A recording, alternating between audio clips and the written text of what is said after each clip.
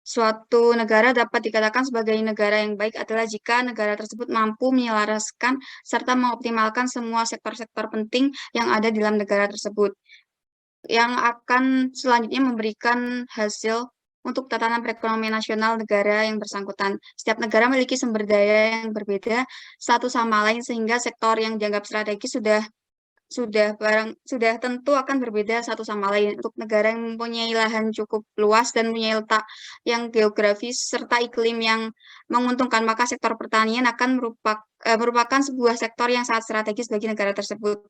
Salah satu cara untuk membangun perekonomian nasional suatu negara adalah dengan cara pembangunan sektor pertanian dan daerah pedesaan itu dengan baik. Karena itu di kali ini kami akan bahas mengenai pengembangan pertanian dan pembangunan wilayah pedesaan dengan anggota kelompok yaitu next saya sendiri Tarisa Apriliana dengan NIM 215020300111015 dan rekan saya.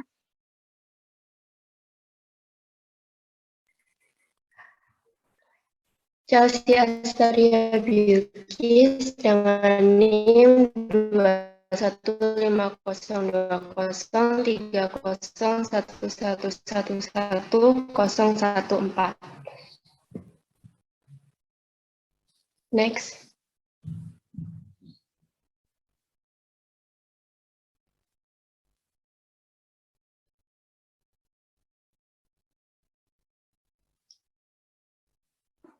Selanjutnya saya akan menjelaskan tentang pertanian. Sebelumnya pertanian itu apa sih? Pertanian merupakan suatu proses untuk menghasilkan bahan pangan, ternak, serta produk-produk agroindustri dengan cara memanfaatkan sumber daya alam, yaitu sumber daya tumbuhan dan sumber daya hewan. Pemanfaatan kedua sumber daya ini sebaiknya dilakukan secara baik dan efisien, sehingga nantinya sektor pertanian dapat menghasilkan output yang berkualitas dan juga dari output tersebut bisa untuk mencukupi kebutuhan pangan dalam negeri.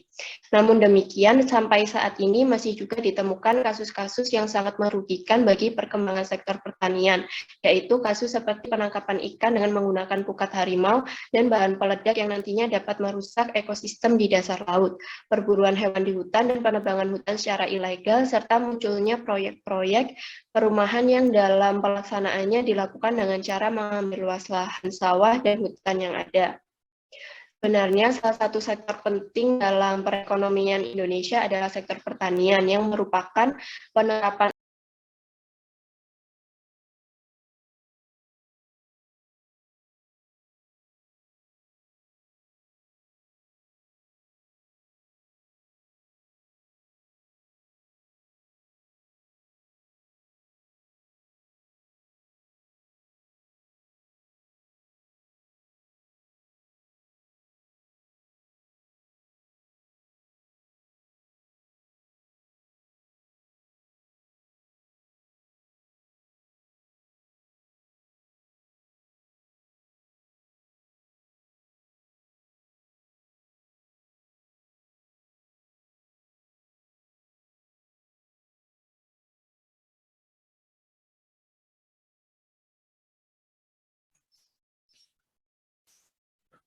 Ya, keluar ya sepertinya ya. Terpental. Iya, Pak. Ini saya lanjutkan atau menunggu Chelsea aja, Pak? Boleh dilanjutkan? Nanti bisa Baik, tukar materi, bisa. Kalau memungkinkan.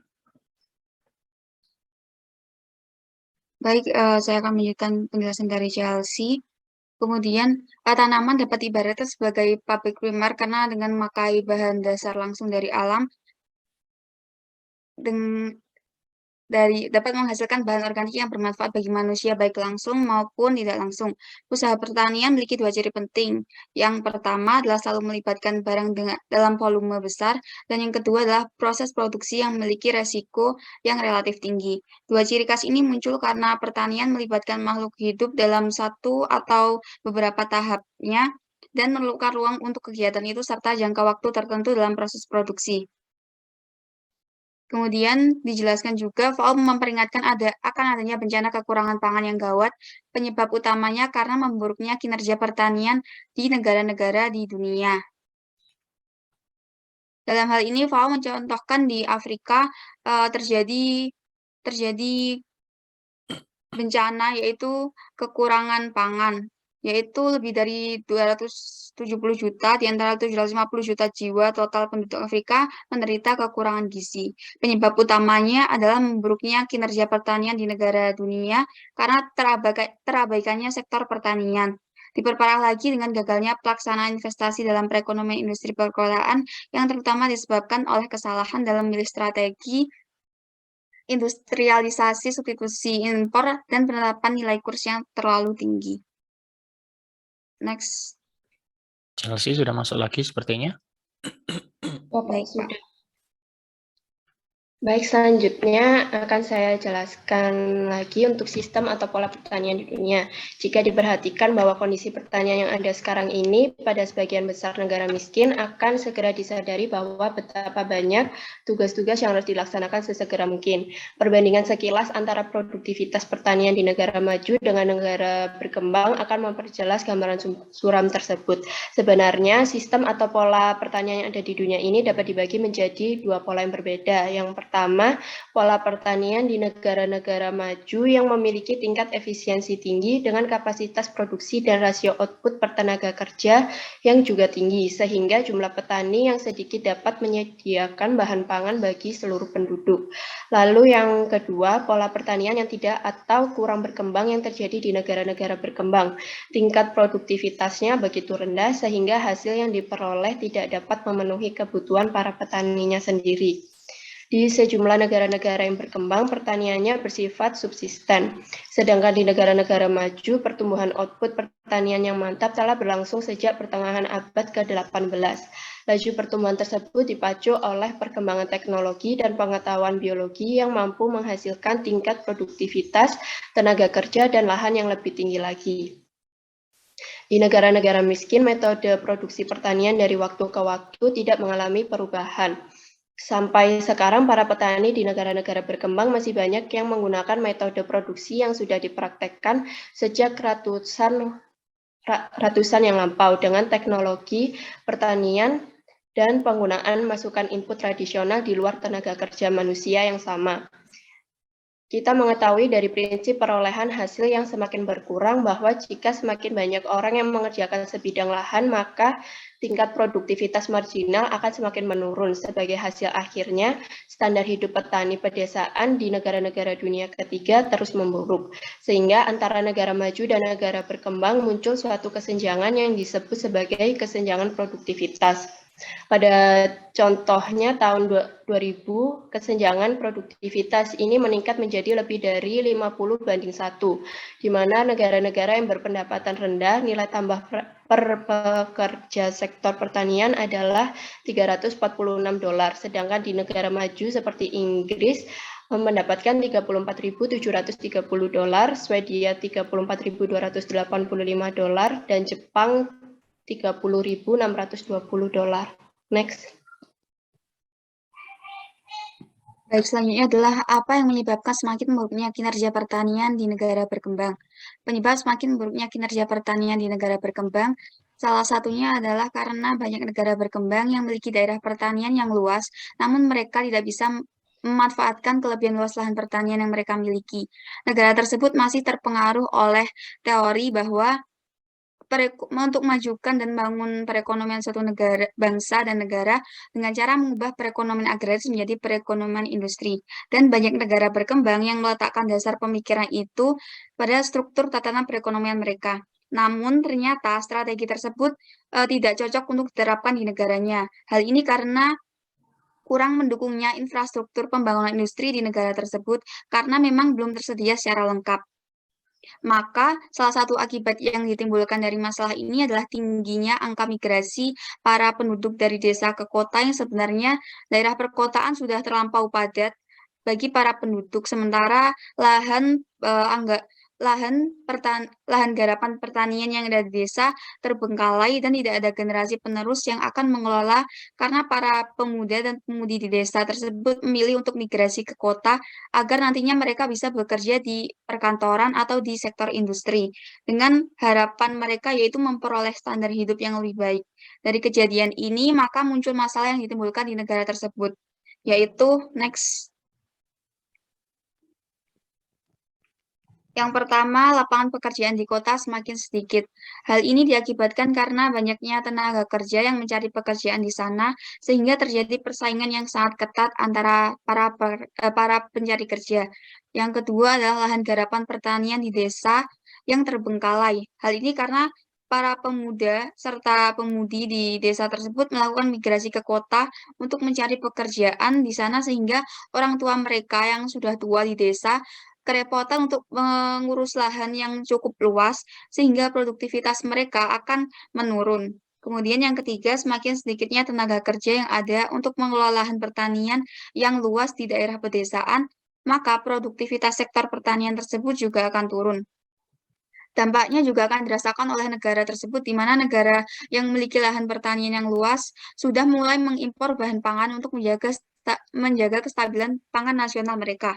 Contohnya adalah di Indonesia sendiri yang mulai mengimpor beras dari luar negeri yang memiliki luas lahan yang bahkan lebih kecil dari negara kita. Sebenarnya jika lahan pertanian negara kita dikelola dengan baik, maka negara kita seharusnya tidak perlu mengimpor bahan pangan, bahkan negara kita bisa menjadi pengekspor dari bahan pangan tersebut. Next. Yang selanjutnya, kebijakan pemerintah.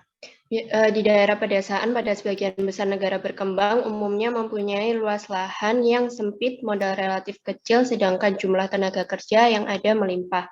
Dalam kondisi tersebut yang merupakan masalah mengapa pembangunan di pedesaan tidak sesuai dengan harapan, di mana tujuan utama pembangunan pertanian dan daerah pedesaan di negara berkembang adalah untuk memperbaiki tarif hidup masyarakat di pedesaan melalui peningkatan pendapatan, total produksi atau output, dan produktivitas petani kecil, sehingga diperlukan syarat-syarat bagi terlaksananya pembangunan daerah di pedesaan. Struktur usaha tani dan pola kepemilikan lahan harus disesuaikan dengan tujuan utama yang berisikan ganda, yaitu peningkatan produksi bahan pangan serta pemerataan segala manfaat atau keuntungan-keuntungan kemajuan pertanian pada sisi lain.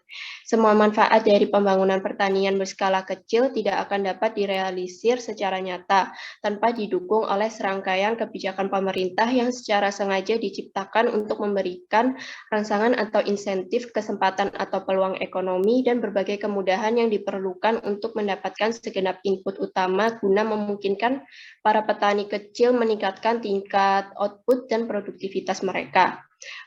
Berbagai kebijakan yang sebaiknya diberikan pemerintah demi terlaksananya proses pembangunan daerah itu, yang pertama adanya anggaran dari pemerintah pusat bagi pembangunan infrastruktur daerah pedesaan, sehingga arus transportasi dan pengangkutan dari desa ke kota atau sebaliknya akan lancar.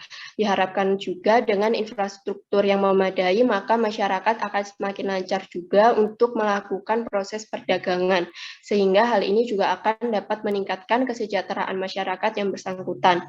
Lalu yang kedua, adanya pendirian koperasi unit desa atau KUD. Dengan adanya KUD, maka masyarakat di pedesaan akan merasa sangat terbantu karena masyarakat bisa menjualkan hasil-hasil pertanian ke sana. Di samping itu di KUD juga masyarakat pedesaan bisa membeli pupuk dan berbagai kebutuhan pertanian di sana dengan harga yang relatif lebih murah. Lalu yang ketiga, mendirikan koperasi simpan pinjam atau KOSPIN yang dipandang sebagai salah satu hal yang perlu ada di dalam daerah pedesaan. Sehingga apabila masyarakat pedesaan membutuhkan dana atau biaya baik untuk menambah modal lahan pertanian mereka ataupun untuk memenuhi kebutuhan sehari-hari, masyarakat pedesaan tidak perlu meminjam uang melalui lintah darat atau usaha perkreditan swasta lainnya, yang nantinya akan bisa menjadi bumerang bagi masyarakat pedesaan itu sendiri karena jumlah bunga yang diberikan sangat tinggi. Lalu yang keempat, pemberian pelatihan bagi masyarakat pedesaan secara konsisten. Maksud dari pemberian pelatihan ini itu adalah untuk menambah wawasan dan keterampilan masyarakat pedesaan terhadap bidang usaha yang mereka jalani, yaitu bidang pertanian dan perdagangan. Diharapkan juga dengan adanya pelatihan ini dapat menambah wawasan dan pengetahuan masyarakat pedesaan akan perdagangan dan pertanian, sehingga muncullah berbagai output dalam bidang pertanian yang kualitasnya bertambah baik dari tahun ke tahun. Maka dengan adanya pemberian pelatihan bagi masyarakat pedesaan ini akan sangat membantu menambah pengetahuan masyarakat pedesaan akan bidang usaha yang mereka jalankan. Next.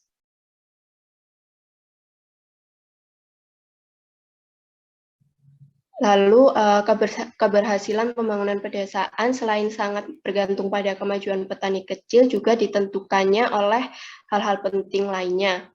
Meliputi yang pertama upaya untuk meningkatkan pendapatan real pedesaan baik di sektor pertanian maupun non-pertanian, lalu adanya penanggulangan masalah ketimpangan distribusi pendapatan di daerah pedesaan serta ketidakseimbangan pendapatan dan kesempatan ekonomi antara daerah pedesaan dengan perkotaan. Lalu yang terakhir adanya pengembangan kapasitas sektor atau daerah pedesaan itu sendiri dalam rangka menopang dan memperlancar langkah-langkah perbaikan tersebut dari waktu ke waktu.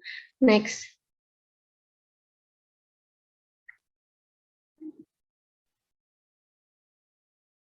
Dari berbagai masalah dan akibat yang ditimbulkan, maka perlu tindakan untuk menyelamatkan tata perekonomian negara-negara tersebut. Cara yang harus dilakukan oleh pemerintah negara tersebut adalah dengan memberikan perhatian bagi sektor pertanian yang bisa dijadikan sektor andalan bagi negara tersebut dan para penduduknya. Maka harus dijalin suatu ikatan antara pemerintah dan masyarakat, yang dimana pemerintah memberikan akses dan kemudahan dalam pengelolaan lahan pertanian, baik itu akses pasar maupun kemudahan dalam berbagai bentuk seperti penyediaan faktor produksi dan pendanaan untuk pengelolaan lahan pertanian, dan negara yang dan masyarakat ikut mengelola lahan pertaniannya dengan baik serta penuh tanggung jawab.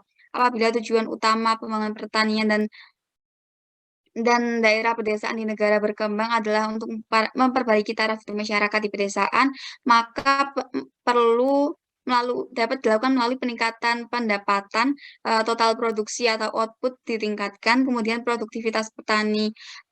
meningkatkan produktivitas petani kecil. Maka pertama yang dilakukan pemerintah adalah dengan cara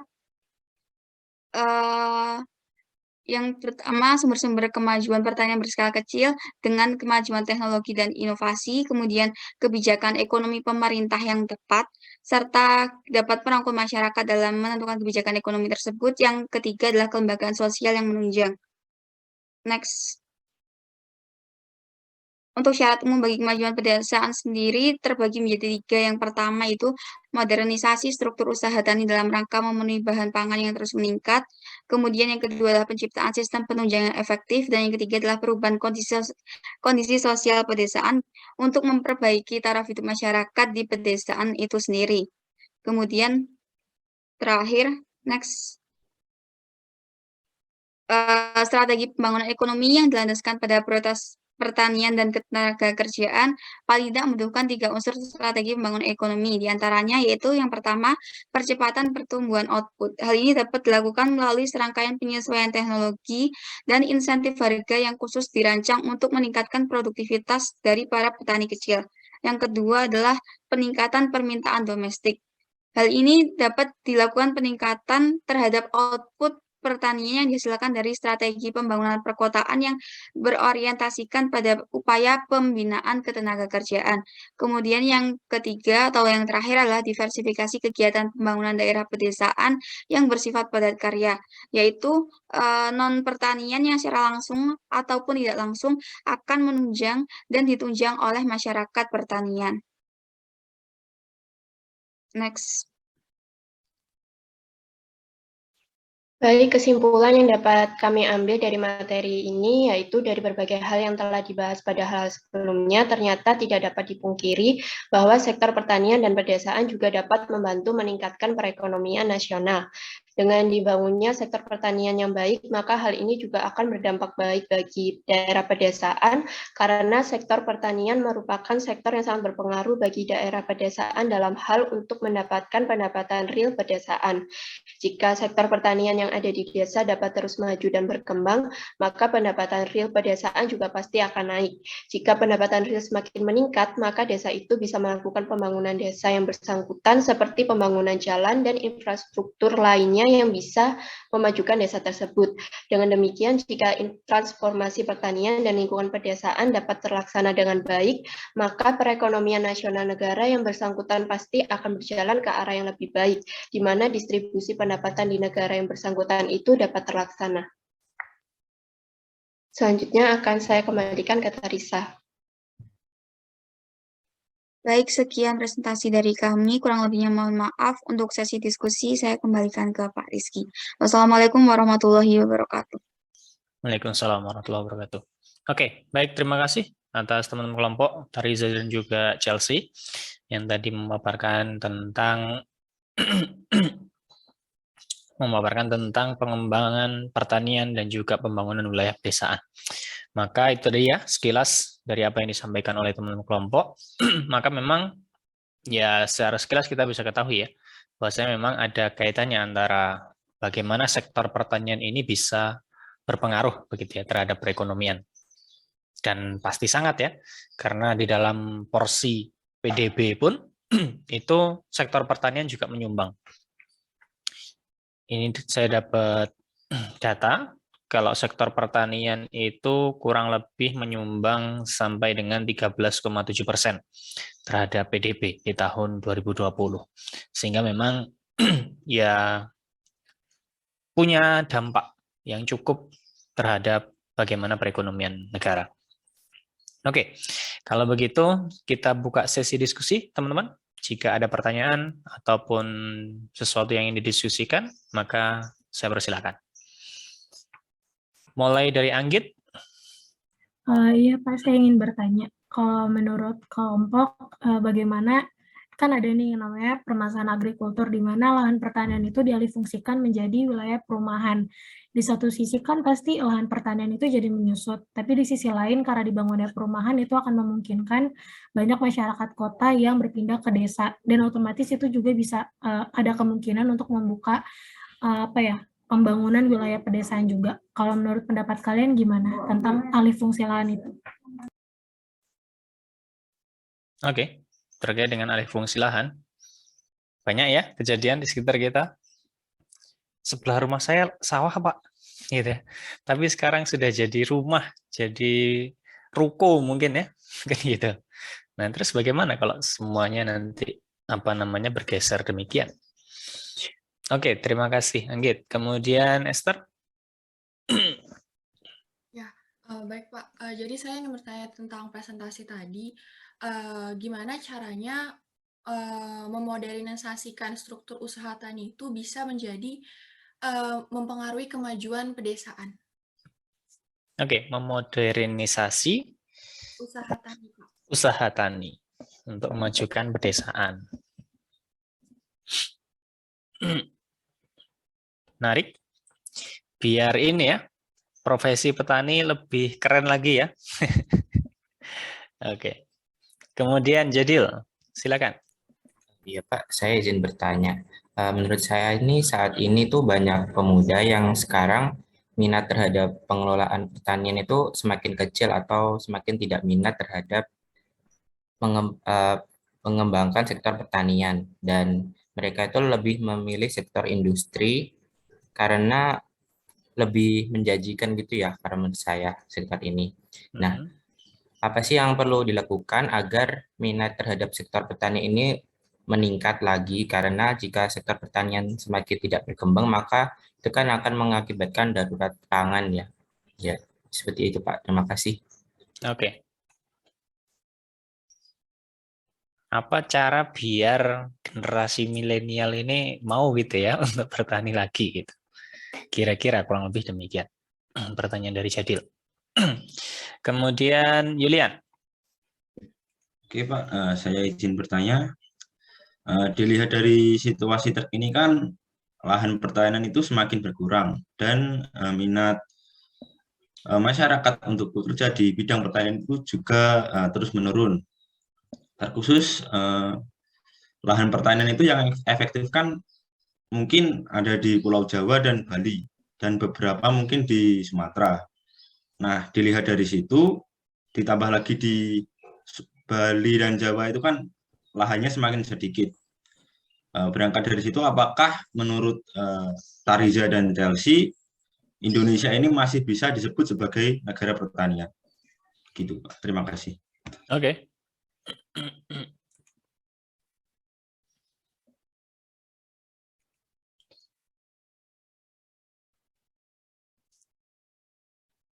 Ya, sudah ditangkap ya terkait dengan wilayah.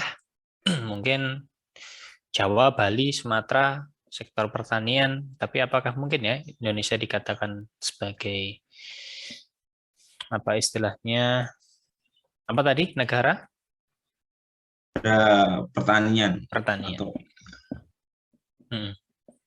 Oke, baik. Terima kasih, Julian. Kemudian Fikri. Iya Pak, saya izin bertanya mengenai pertanian juga. Ini kalau misalkan kita tahu ya, itu kan ada istilah Sustainable Development Goals. Itu yang telah ditetapkan PBB oleh UN pada tahun 2015 dan diharapkan pada tahun 2030 itu bakal tercapai gitu. Nah, pertanyaan saya itu berkaitan dengan pertanian, bagaimana kontribusi pengembangan pertanian di masing-masing negara ini agar bisa terwujud yang namanya itu Sustainable Development Goals gitu. Seperti tidak adanya kemiskinan atau kelaparan, aksi iklim ataupun pertumbuhan yang sehat. Terima kasih. Oke. Terima kasih, Fikri, terkait dengan SDG, Sustainable Development Goals. Oke, masih ada? Itu dulu? Ya, itu dulu ya, mungkin ya. Maka tadi beberapa pertanyaan yang masuk, ada sekitar 5 pertanyaan. Dari Esther, Jadil, Fikri, kemudian Anggit, dan juga Yulian. Maka saya kembalikan ke teman kelompok untuk bisa memberikan tanggapan terlebih dahulu. Baik, Pak. Apa kelompok kami diizinkan untuk diskusi terlebih dahulu? Boleh? Baik, terima kasih. Oke.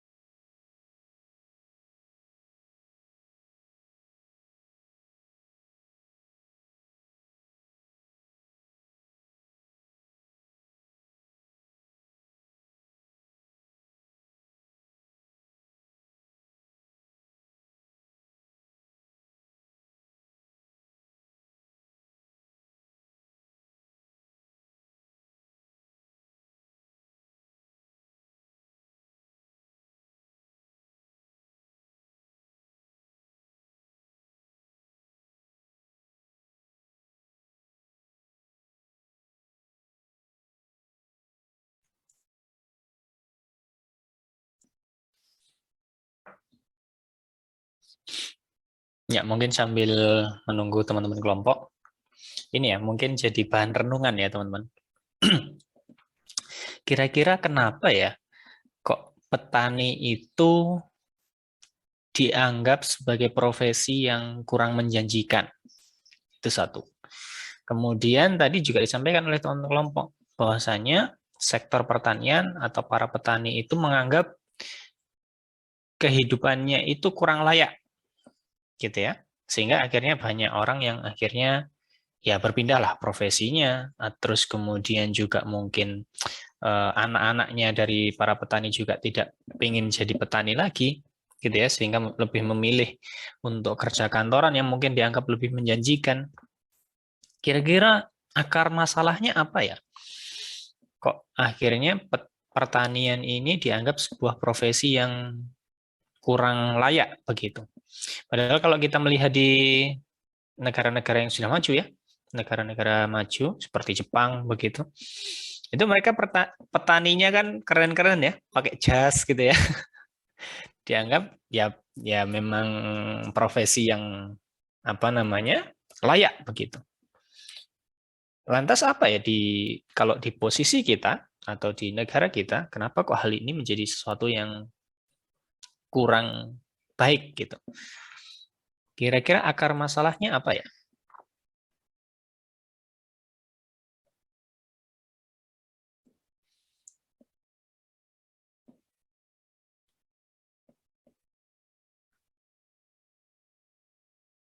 Mungkin nanti ini juga akan apa namanya? Akan berkaitan begitu ya dengan tadi bagaimana caranya biar anak-anak sekarang, anak-anak milenial, anak-anak yang mungkin generasinya sudah mulai masuk ke dalam angkatan kerja, mulai melirik nih sektor pertanian. Gitu ya. Biar mereka tertarik untuk masuk ke dalam sektor pertanian. Dan memang sekarang sudah mulai bergerak ke sana ya, di mana banyak mulai muncul startup gitu, yang mereka fokus pada bidang tersebut di sektor pertanian, entah itu di apa namanya, ya banyak ya di pertanian yang memang pertanian seperti bertani beras dan lain sebagainya, ataupun juga mungkin hortikultur, juga perkebunan juga ada. Terus peternakan juga ada. Banyak startup yang mulai masuk ke arah sana. Di mana mereka membuat sebuah terobosan begitu di sektor tersebut. Yang akhirnya ya bisa loh gitu. Kira-kira yang menjadi akar masalah apa ya?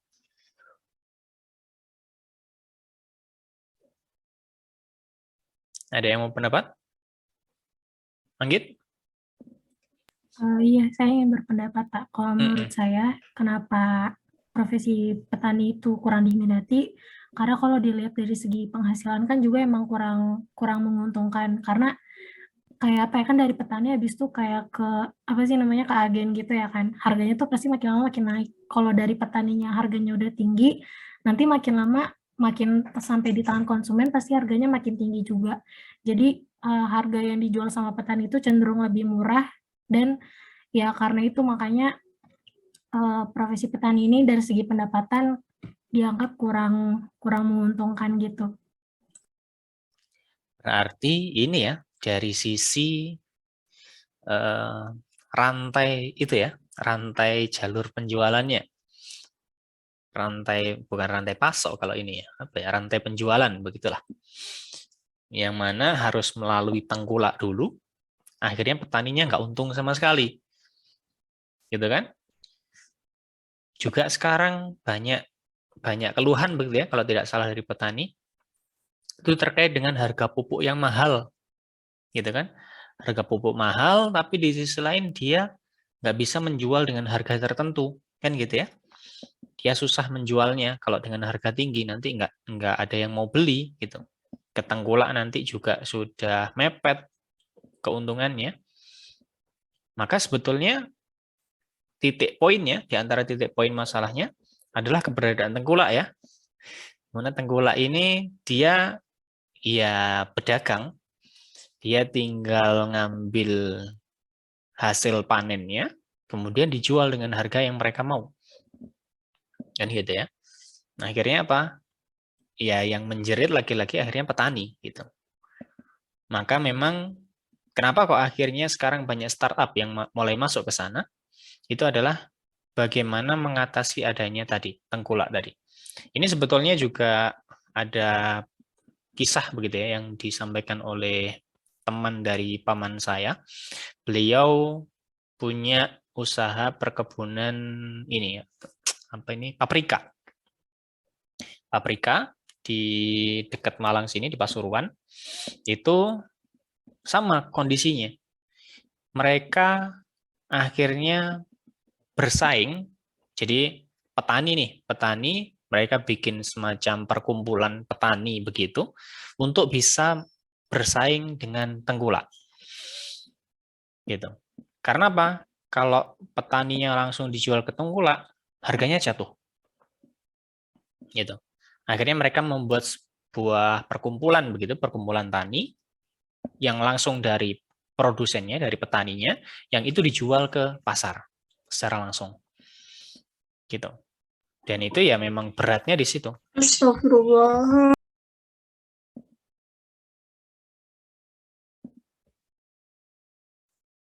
Kucingnya ikut kuliah juga ya. Oke, intermezzo. Ya, jadi gitu. Memang ya yang jadi masalah adalah keberadaan tengkulak tadi, di mana akhirnya petani ini tidak bisa menjual dengan harga maksimal. Gitu ya. Harga pasar gitu ya. Kalau kita sebagai pedagang kan sebenarnya bisa ya membandingkan antara harga pasar dengan harga produksinya kan gitu seharusnya. Kita dapat keuntungan dari selisih itu. Tapi akhirnya petani ini yang bermasalah. Ketika ada rantai tengkulak tadi, akhirnya keuntungan dari petani yang hilang. Gitu yang mungkin itu jadi salah satu akar masalah di mana petani ini dianggap profesi yang tidak menguntungkan. Gitu kan? Makanya ya ada beberapa langkah-langkah terobosan-terobosan begitu yang dilakukan oleh beberapa pihak untuk mengatasi hal ini. Gitu kayak kemarin contohnya di Jawa Barat ya, teman-teman mungkin dengar beritanya. Ada petani milenial juara atau apa ya programnya Jabar itu, Jawa Barat, di mana dia merekrut petani-petani muda untuk mengolah lahan yang dimiliki oleh Pemprov Jabar. Mereka sudah punya ekosistemnya, diolah, nanti kalau hasil panennya itu langsung dibeli oleh Pemprov Jabar. Sehingga kalau dari proses yang demikian akhirnya ya apa namanya rantai tadi itu bisa dihilangkan. Artinya langsung dari produsennya, dari petani itu bisa langsung ke penjualan, ke pasar begitu. Yang itu ya mungkin bisa jadi salah satu akar masalahnya, akar penyebabnya. Mungkin ada yang lain, teman-teman? Punya pendapat lain terkait dengan hal ini? Yola? Ya, itu dia Pak untuk berpendapat dan mohon maaf juga atas keributan kecil tadi. Oke. Kalau menurut saya, selain dari masalah distribusinya, juga dari stereotip masyarakat, di mana masyarakat Indonesia itu menganggap pekerjaan sebagai petani itu adalah pekerjaan yang nggak ada mutunya, kayak memang benar udah dijudge bahwa petani itu nggak ada masa depan. Karena hal ini bisa terjadi karena kegiatan bertani itu tidak diiringi dengan ilmu pengetahuan, di mana ketika seseorang nggak sekolah, putus sekolah, atau nggak ada pekerjaan lain, ujung-ujungnya mereka bertani, karena Indonesia adalah ini ya, tanahnya luas, jadi setiap masyarakat itu setidaknya punya lahan. Nah, karena nggak ada pekerjaan yang lain yang akan dilakukan, maka salah satu yang bisa, satu-satunya yang bisa dilakukan hanya bertani. Nah, ketika pertanian itu tidak diiringi dengan ilmu pengetahuan seperti kondisi Indonesia saat ini, maka hasil produksinya itu juga rendah dan produktivitas masyarakat juga rendah di sana. Jika kita bandingkan dengan negara-negara maju yang tadinya yang pertaniannya itu bagus, itu mereka bertani nggak hanya memanfaatkan tenaga saja atau mengandalkan fisiknya saja, tapi juga dibarengi dengan teknologi dan ilmu pengetahuan di sana. Mungkin menurut saya itu, Pak. Terima kasih. Oke. Jadi dari sisi stereotip dan juga keberadaan ilmu dan juga alat begitu ya, yang akhirnya membantu bagaimana produktivitas dari petani itu bisa tinggi gitu. Ya memang iya ya gitu ya, yang terjadi di kita kan demikian. Di mana profesi petani ini dianggap sesuatu yang ya tadi sebagaimana disampaikan kurang layak begitu. Karena anggapannya wah yang berjas di kantoran gitu ya, itu lebih keren gitu kan. Sederhananya kan demikian. Makanya kan kemarin kalau nggak salah ada ya penjual apa begitu atau juga petani juga yang akhirnya dia bekerjanya, bertaninya atau menjual apanya itu dia pakai jas juga gitu. Jadi biar kelihatan keren lah profesinya kan gitu ya. Maka memang kalau kita katakan semua profesi itu ya semua profesi itu baik gitu ya. Selama profesinya bukan mencuri dan lain sebagainya gitu ya. Dan ya itu tadi bagaimana mengiringi profesi tadi itu dengan keberadaan ilmu dan juga alat-alat teknologi yang itu bisa meningkatkan produktivitas dari profesinya. Kira-kira begitu. Oke. Teman-teman kelompok sudah? Oke, sudah. Ya, Pak, saya izin menjawab pertanyaan silakan. dari Anggit. Pertanyaannya, bagaimana permasalahan agrikultur terkait alih fungsi lahan? Dari jawaban saya, alih fungsi lahan pertanian memang saat ini memang terus terjadi, entah itu menjadi kawasan perkebunan, industri, maupun perumahan. Meskipun telah memiliki UU juga yang mengatur larangan alih fungsi lahan pertanian, tetapi hal itu terjadi karena para petani yang melepas lahan miliknya karena kebutuhan biaya untuk perawatan dan penghasilan yang tak seimbang. Biasanya pertama kondisi tanahnya yang kurang bagus juga udah tidak seimbang antara pengolahan tanah sampai dengan hasil panen dengan biaya yang tidak sama lagi dengan pupuk dan obat-obatan yang makin mahal juga.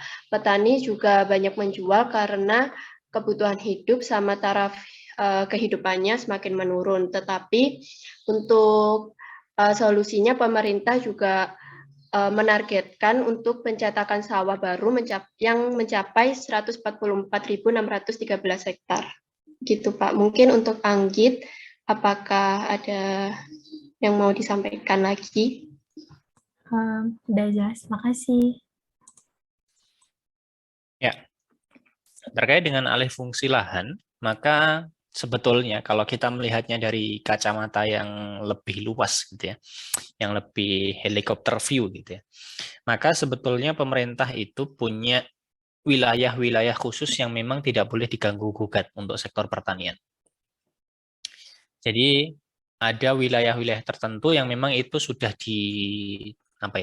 sudah dikhususkan untuk sektor pertanian dan sektor-sektor lainnya. Nah, selama memang sektor tersebut bukan menjadi bagian yang khusus tadi, akhirnya ya terjadi apa yang terjadi gitu ya. Akhirnya wilayah yang mungkin di sekitar kita ini menjadi sektor pertanian, sebelumnya kemudian sekarang sudah beralih jadi perumahan dan lain sebagainya. Maka mungkin di satu sisi ada kemungkinan bahwasanya itu memang bukan menjadi wilayah khusus, wilayah fokus untuk sektor pertanian tadi. Gitu. Nah, maka yaitu kalau kita melihatnya dari kacamata helikopter view atau dari sektor pemerintah yang mereka punya gambaran luas peta dari wilayah sebaran wilayahnya, itu mereka punya wilayah-wilayah khusus yang dijaga tidak boleh diganggu-gugat untuk sektor pertanian. Maka kemarin kalau tidak salah ada juga ini ya sempat diwawancarai oleh salah satu TV nasional. Itu ketika teman-teman pernah dengar berita ini nggak, di wilayah Batu Malang sini sempat banjir ya, sempat banjir, dan di antara isu yang muncul adalah banyaknya alih fungsi lahan karena di Batu ya memang gencar untuk proses pembangunan pariwisata dan lain sebagainya, yang itu diisukan bahwasanya itu dampak dari alih fungsi lahan yang mungkin sebelumnya sektor pertanian, kemudian sekarang dialihkan menjadi sektor pariwisata. Nah, maka ya disampaikan oleh Wali Kota Batu waktu itu, maka kurang lebih demikian juga. Bahwasanya tidak ada yang namanya alih fungsi lahan, dalam artian itu memang sudah dikhususkan untuk wilayah yang difokuskan untuk sektor pariwisata. Sedangkan untuk yang lahan-lahan tertentu untuk sektor pertanian, yaitu memang tetap dijaga. Gitu. Yang mungkin tadinya katakanlah bertanam padi misalkan gitu ya wilayahnya. Kemudian mungkin karena adanya pergantian pergantian bukan cuaca ya cuaca ya, pergantian cuaca, kemudian kemarau dan lain sebagainya mungkin diganti dengan tanaman hortikultur lain gitu ya, maka prosesnya demikian kalau kita melihatnya dari sisi kacamata helikopter view. Dan yang terjadi mungkin di sekitar kita yang tadinya ada sawah, kemudian sekarang jadi ruko, kemudian sekarang jadi perumahan, yaitu memang bisa jadi karena itu bukan wilayah yang dikhususkan. Tapi ya mungkin itu masih wilayah yang bisa umum, bisa digunakan untuk berbagai hal. Gitu ya. Maka itu sedikit sudut pandang lain terkait dengan konteks alih fungsi lahan yang mungkin ya di sekitar kita sawah-sawah kok sekarang jadi perumahan ya gitu ya. Nah, itu mungkin demikian.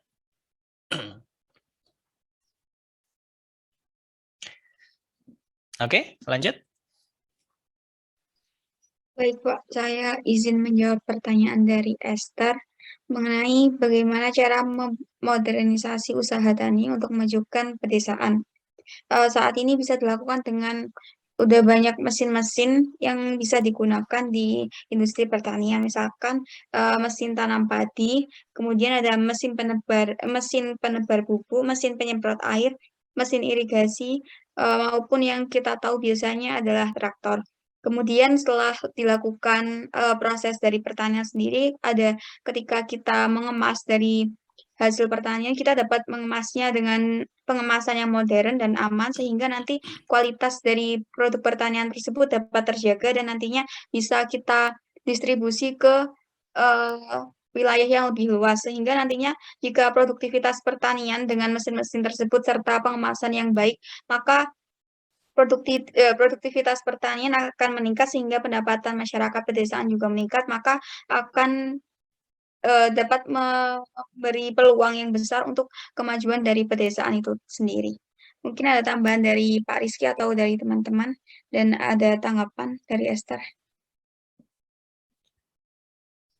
Ya, sudah cukup menjawab. Terima kasih, Tariza.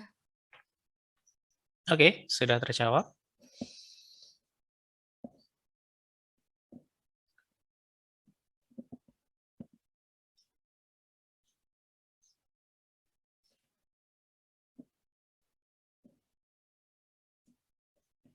Boleh lanjut lagi, silakan.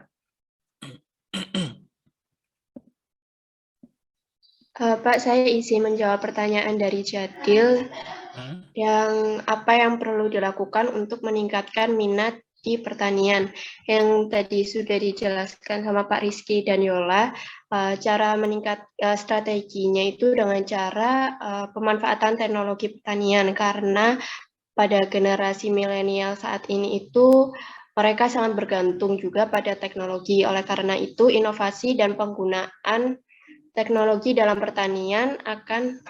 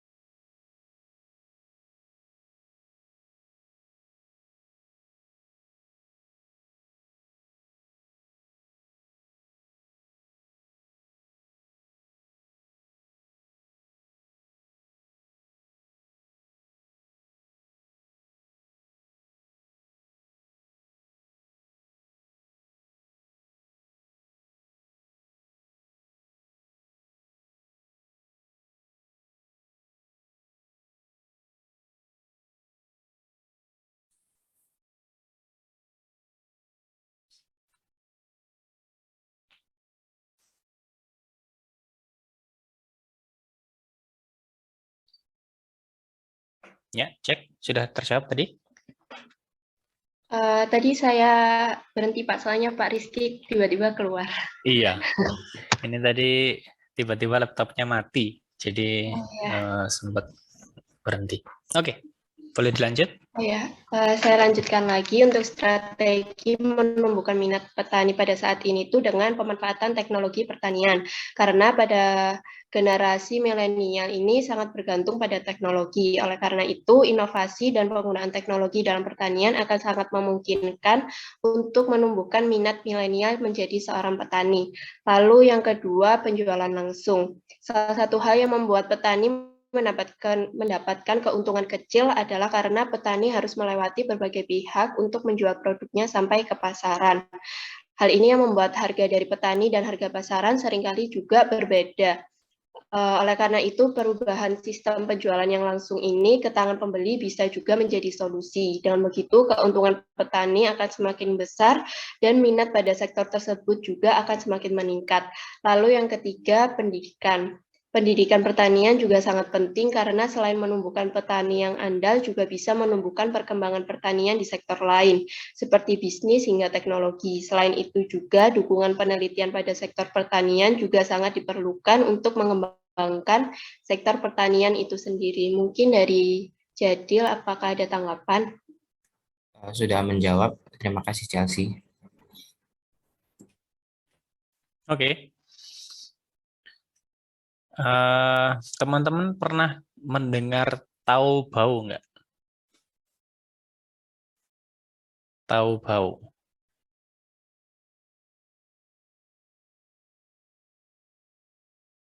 Pernah dengar? Nggak pernah dengar. Tahu bau itu wilayah di Cina, gitu ya. Wilayah di Cina, di mana ya? Di wilayah Guangzhou kalau nggak salah. Itu salah satu mungkin desa atau wilayah begitu ya, yang menjadi inisiasi munculnya Alibaba. Gitu. Nah, apa yang dilakukan oleh Alibaba pada waktu itu? Jadi dia ini ya, kalau Alibaba itu kan konsepnya marketplace ya, marketplace. Maka bagaimana caranya agar produk-produk dari desa ini bisa langsung ke tangan konsumen. Akhirnya dia buat sebuah platform yang mencoba menjembatani antara produsen gitu ya dengan konsumennya secara langsung. Sehingga terciptalah yang namanya Alibaba. Gitu. Nah, maka ini juga mungkin bisa menjadi solusi gitu ya. Bagaimana mengatasi adanya calo-calo tadi ya. Adanya tengkulak-tengkulak tadi yang akhirnya dia mengurangi profitabilitas dari si petaninya. Nah, dengan konsep yang demikian dalam artian peer to peer gitu ya, person to person, itu bisa langsung berinteraksi antara petani dengan calon pembeli, itu akhirnya kan ya secara apa namanya? Secara ekosistem itu akan jauh lebih baik. Gitu ya. Dan ini terjadi di wilayah Taobao itu. Di apa namanya? Di Alibaba. Bagaimana produk-produk yang dihasilkan oleh desa tadi itu bisa langsung ke tangan konsumen. Ya pastinya akhirnya apa? Ya orang-orang desa mau tidak mau harus diedukasi terkait dengan digital marketing misalkan gitu ya.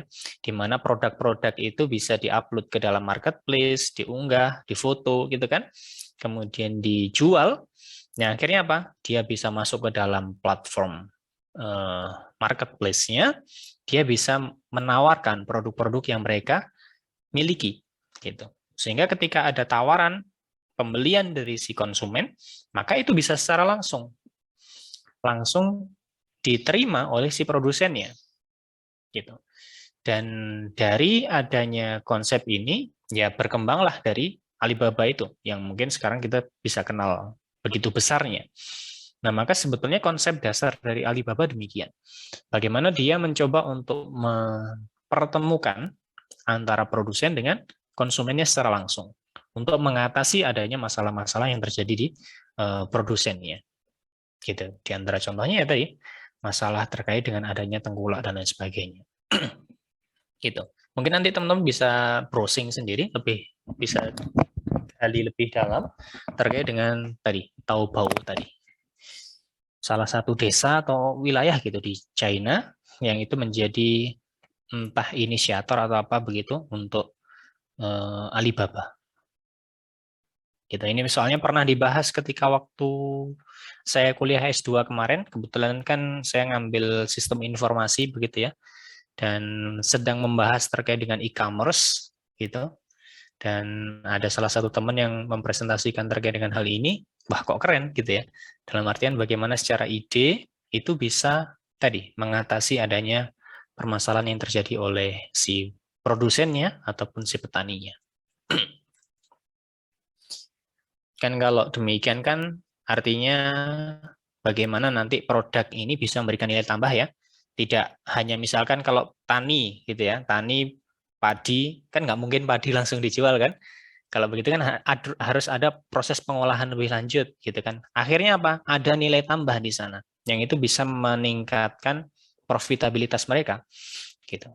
Contohnya apa? Ya tadi misalkan padi, panen, kemudian diolah dulu menjadi beras gitu ya, kemudian di packaging gitu kan. Nah, itu kan akhirnya menggerakkan perekonomian di desa tadi. Kira-kira begitu. Yang itu secara ide, gagasan kok sepertinya bagus gitu. Dan akhirnya apa? Kalau tidak salah beberapa waktu yang lalu ini pernah coba mau diterapkan, ada program dari pemerintah siapa begitu di wilayah mana, itu dia akhirnya membuat satu desa, satu apa teman-teman pernah dengar? Satu desa, satu UKM ya? Apa? Pokoknya itulah. Pernah dengar ya? Ada program satu desa, satu apa gitu. Yang itu kan akhirnya dibuat pola demikian. Gitu. Yang dicoba pola demikian. Yang sekarang saya kurang tahu perkembangannya seperti apa. Yang secara gagasan itu sangat menarik untuk diaplikasikan. Gitu mungkin. Nah, itu sedikit tambahan dari saya.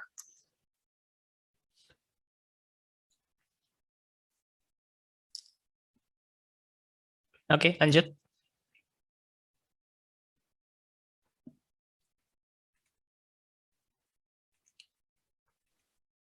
Baik, Pak, saya izin menjawab dari pertanyaan Fikri, bagaimana kontribusi pertanian di suatu negara terhadap Sustainable Development Goals. Sektor pertanian bisa berkontribusi. Salah satu goals dari Sustainable Development adalah untuk pengentasan kemiskinan.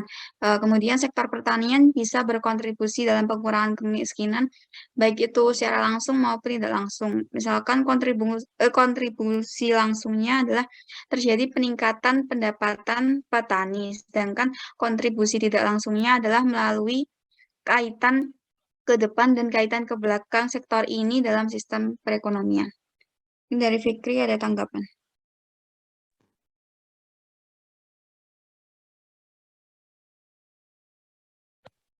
Suaranya nggak masuk.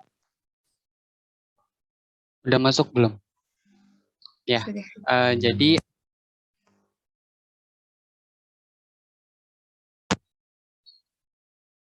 apa ya? Gitu kalau nggak ada yang apa sih? Maaf, tadi nggak kedengeran suaranya.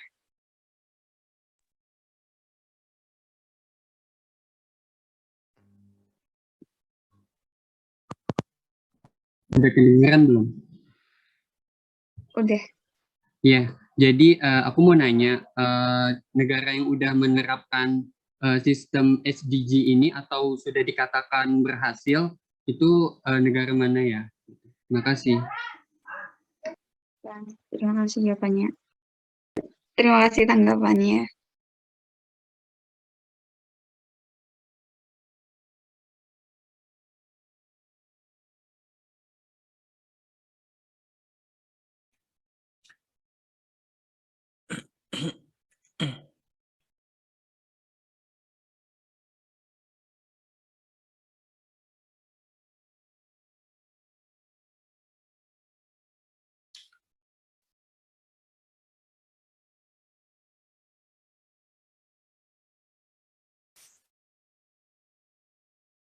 Ya, dari Fikri tadi sepertinya pertanyaan lanjutan ya. Negara mana yang mungkin sudah berhasil menerapkan SDG-nya mungkin? Iya, Kak.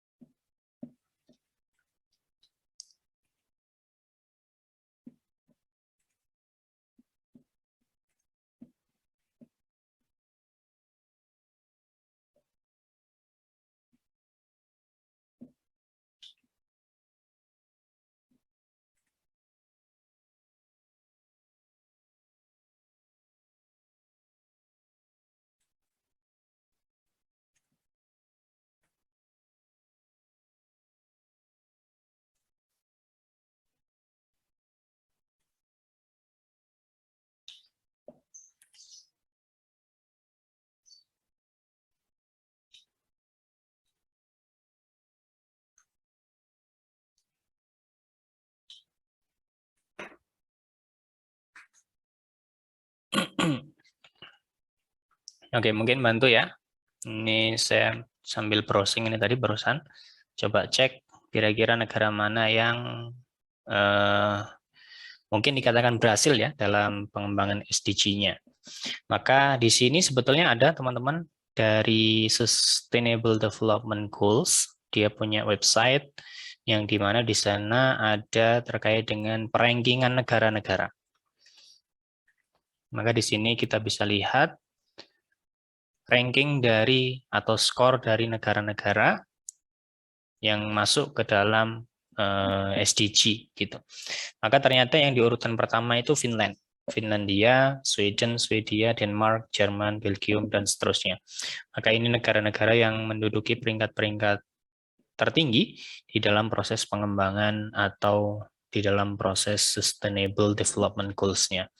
Maka ada 17 poin ya terkait dengan SDG ini. Ya, maka yang di situ nih terkait dengan kemiskinan, zero hunger, good health. Mana tadi?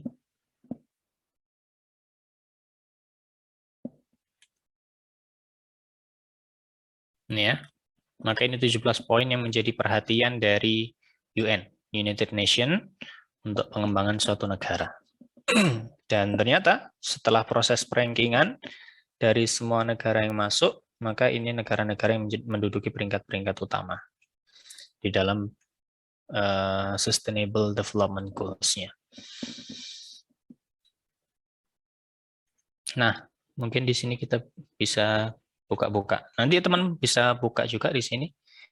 Kira-kira seperti apa gambaran dari pengembangan SDG-nya.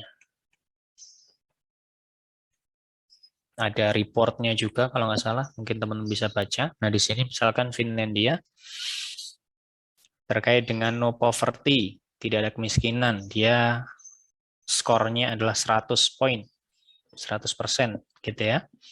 Dan seterusnya. Maka di sini kita bisa lihat bagaimana performa dari setiap negara tadi. Kalau mungkin ingin tahu, mengulik-ngulik, silakan bisa dicek di websitenya SDG. Sustainable Development Goals, ini terkait dengan report-nya. Gitu ya mungkin, Fikri, sedikit tambahan.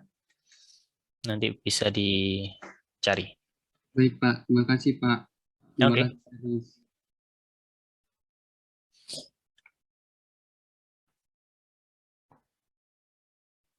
Masih ada lagi? Tinggal pertanyaan dari Yulian, Pak. Oke. Ya. Jadi pertanyaannya, apakah Indonesia masih disebut negara agraris memang Indonesia pada zaman dahulu memang sudah dikenal sebagai negara agraris. Tetapi Kepala Badan Pusat Statistik Bapak Suharyanto pernah memaparkan bahwa share produk domestik bruto atau PDB tertinggi di Indonesia adalah sektor industri, bukan pertanian. Sektor industri ini juga memberikan sumbangan pada pertumbuhan ekonomi sampai 19,66% dibandingkan dengan sektor pertanian yang justru berada pada posisi runner-up dengan andil 13,53%. Mungkin untuk pertanyaan dari siapa? Yulian, apakah ada tanggapan? Oke, terima kasih atas pertanyaannya. Sudah membantu. Terima kasih. Oke, Mungkin saya izin menambahkan, Pak. boleh. Dari data yang saya dapat bahwa setidaknya masih ada lebih dari 30% angkatan kerja Indonesia masih bekerja di sektor pertanian. Karena itu mungkin Indonesia masih bisa dikatakan sebagai negara agraris. Dari data BPS juga di tahun 2016 38,29 juta masyarakat Indonesia itu bekerjanya di sektor pertanian. Namun mungkin memang di tiap tahunnya semakin berkurang. Seperti itu, Pak. Oke. Ini itu tambahan dari Tariza terkait dengan apakah negara Indonesia masih bisa dikatakan sebagai negara agraris gitu ya. Maka kalau kemarin kita melihatnya dari sisi porsi gitu ya, porsi struktur perekonomian kita, maka ya kalau dibilang negara agraris yang fokus utamanya dalam sektor pertanian sudah bergeser ya. Kemarin sudah bergeser ke dalam sektor jasa yang menjadi penyumbang penyumbang perekonomian nasional. Gitu. Tapi kalau dari sisi sektor produksinya masih berjalan, masih luas juga wilayahnya untuk sektor pertanian, yang mungkin itu belum dikelola secara maksimal. Kira-kira begitu. Mungkin itu yang menjadi penyebab kenapa kok sektor pertanian ini belum bisa maksimal. Gitu ya. Oke. Masih ada lagi? Sudah terjawab semua? Sudah, Pak. Sudah ya? Oke, baik. Kalau sudah terjawab semua, masih ada yang ingin ditanyakan, teman-teman? Nadia? Yola? Nadia dulu ya. Oke, Pak. Saya ingin bertanya kepada teman-teman kelompok dan teman-teman yang lain.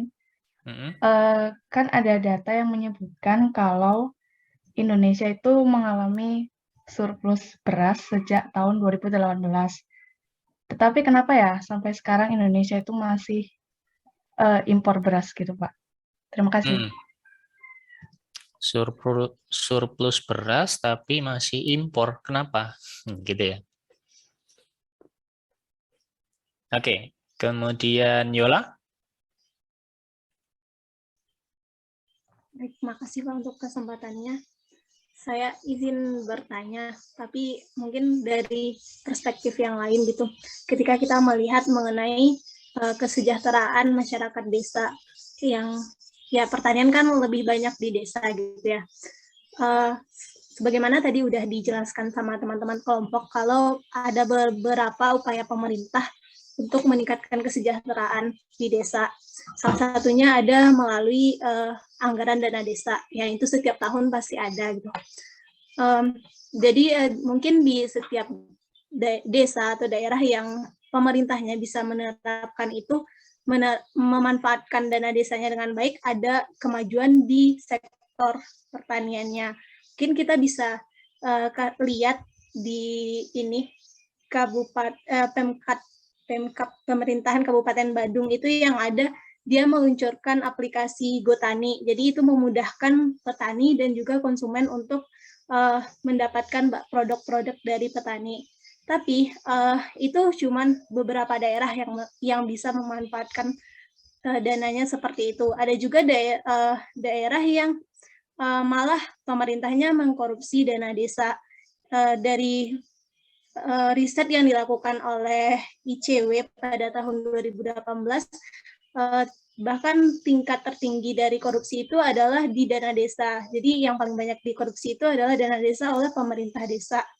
Nah, tentu saja ketika dana yang seharusnya dikucurkan untuk mensejahterakan rakyat digunakan untuk disalahgunakan untuk pemangku kebijakan, pasti saja masyarakatnya nggak akan berkembang, yang ada malah semakin susah ya. Nah itu saya ingin bertanya kepada kelompok, bagaimana ya untuk persoalan seperti ini, di samping kita membahas mengenai pertanian, mengenai bagaimana meningkatkan teknologi, bagaimana kita memandang ya ini adalah regulator sendiri atau tiang sendiri yang harusnya memajukan sektor pedesaan dan pertanian ini sendiri gitu.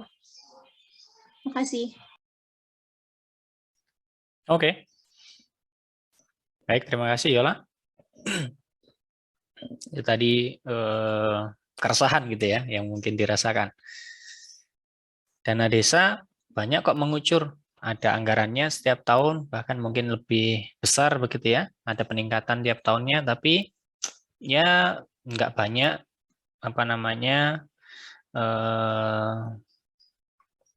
pengelola begitu yang mungkin memanfaatkan atau memaksimalkan penggunaan dana desa tadi. Ada malah yang dikorupsi gitu ya, yang mirisnya. Dan juga ya ada beberapa contoh-contoh bagus gitu ya, yang akhirnya dia bisa memaksimalkan dana desa. Maka kira-kira bagaimana tanggapan dari konteks ini kalau kita melihatnya atau menilainya, memberikan penilaian terhadap si pembuat kebijakannya atau aparatur negaranya. Gitu. Oke.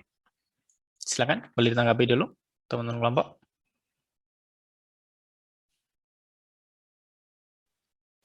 Sebelumnya mohon maaf Pak, saya izin untuk diskusi terlebih dahulu. Oke.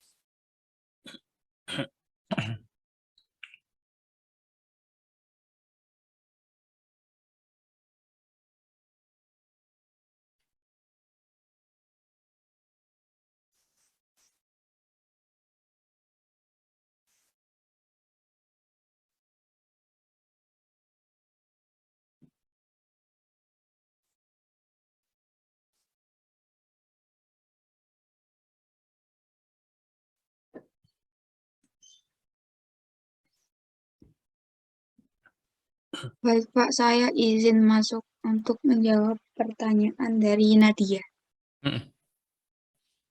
Berdasarkan data yang saya temui dari Kepala BPS itu menyatakan bahwa memang Indonesia itu surplus, namun itu pembagiannya tidak rata, jadi seperti ini.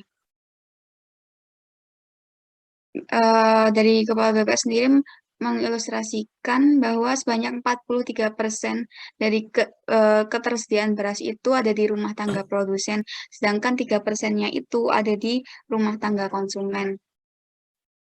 Kemudian oleh karena itu, jadi Indonesia masih impor beras karena ketidakmerataannya dari persebaran ketersediaan beras yang Indonesia miliki. Mungkin ada tanggapan dari Nadia. Oh, oke, berarti masalahnya itu ada di distribusinya yang kurang merata gitu ya. Terus kalau begitu kenapa kok nggak distribusinya aja yang dibenerin? Kok malah dia impor gitu? Baik.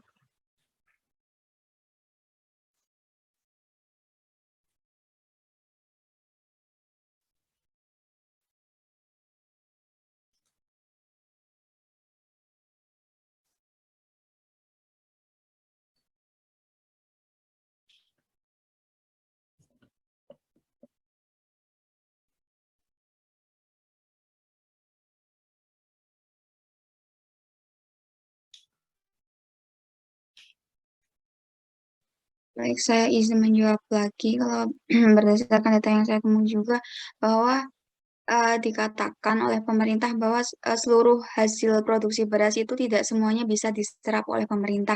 Pemerintah itu tidak cuma bisa mengelola yang ada di Bulog. Jadi oleh karena itu sulit untuk pemerintah menjangkau dari 43% itu karena itu tidak dikelola pemerintah. Kurang lebih seperti itu, Nadia. Oh, oke. Terima kasih atas penjelasannya. Baik, sama-sama. Mungkin ada tambahan dari Pak Rizky. Belum ada. Saya masih coba cari-cari informasinya terkait dengan hal ini. Mungkin bisa dilanjut dulu aja.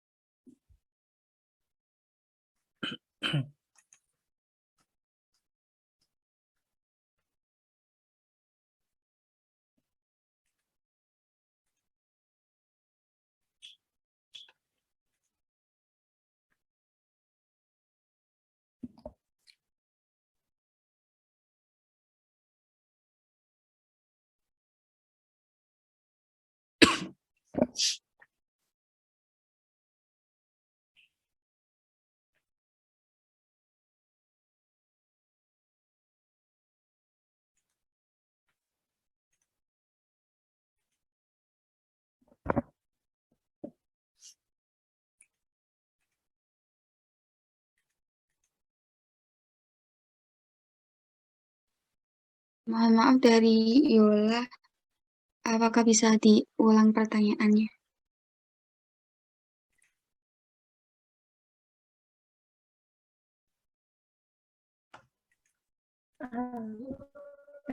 Untuk mengulanginya. Berdasarkan tadi pemaparan dari kelompok bahwa salah satu upaya pemerintah dalam meningkatkan kesejahteraan masyarakat di pedesaan itu khususnya di pertanian kan ada beberapa. Tadi ada dengan anggaran, ada KUD, terus juga ada koperasi simpan pinjam. Nah, di anggaran ini pemerintah setiap tahunnya telah membuat anggaran untuk dana desa yang nilainya itu lebih kurang ada 72 triliun gitu untuk 74.000 desa. Di beberapa desa itu mereka udah ada pemerintah desanya memanfaatkannya untuk meningkatkan kesejahteraan. Yang bisa kita lihat salah satunya adalah di Kabupaten Badung ya, di Jawa Barat. Di sana itu udah menerapkan membuat inovasi aplikasi GoTani, di mana melalui aplikasi itu petani sama konsumen itu dapat terhubung sehingga distribusi pertanian itu bisa langsung dari petani ke konsumen, dan ada beberapa fitur-fitur lain yang dapat dimanfaatkan oleh petani. Namun saat berdasarkan data pada tahun 2018 yang dikemukakan oleh ICW, Indonesian Corruption Watch, itu tingkat korupsi di Indonesia yang paling tinggi itu ada di dana desa. Sehingga dapat kita lihat dari data tersebut, salah satu mungkin faktor penyebab pedesaan, khususnya pertanian itu tidak berkembang, karena apa yang diharapkan pemerintah melalui dana desa tadi untuk memakmurkan rakyat, malah oleh perangkat desanya dikorupsi atau disalahgunakan.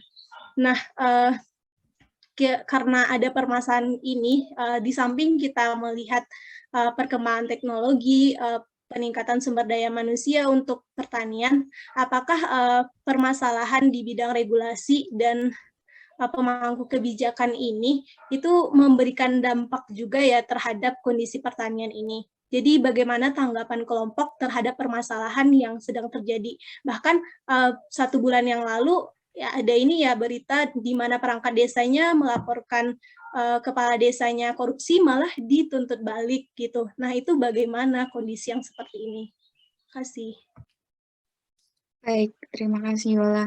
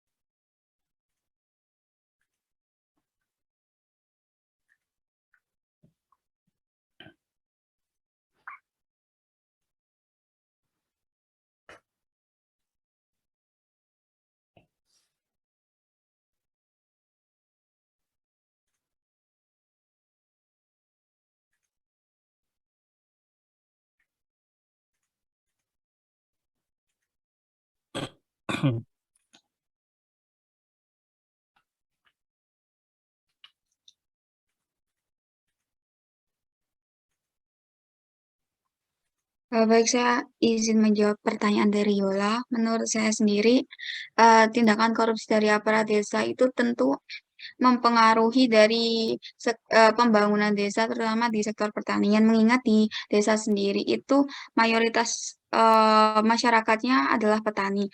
Maka kesejahteraan mereka itu juga sangat penting. Ketika dana dari pemerintah dikorupsi oleh aparat desa, maka kesejahteraan petani itu akan menurun dan padahal ketika dana tersebut dapat disalurkan dengan baik, maka petani tersebut dapat memanfaatkannya di dalam pekerjaan mereka, itu salah satunya di bidang pertanian. Misalkan ketika mereka mendapat insentif dari pemerintah, mungkin mereka bisa membeli mesin-mesin yang nantinya dapat meningkatkan produktivitas dari pertanian itu sendiri. Mungkin ada tanggapan dari Yola.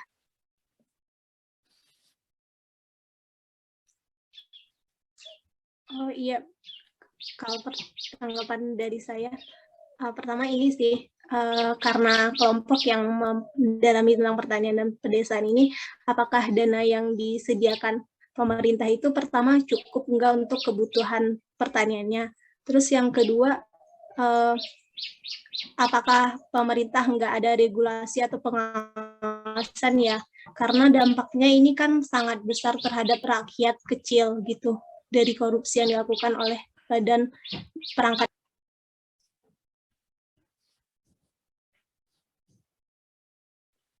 Baik, terima kasih atas tanggapannya. Jadi saya izin menjawab. bahwa pemerintah sudah melakukan beberapa upaya untuk mencegah dari tindakan korupsi yang ada di aparat desa. Sebentar datanya.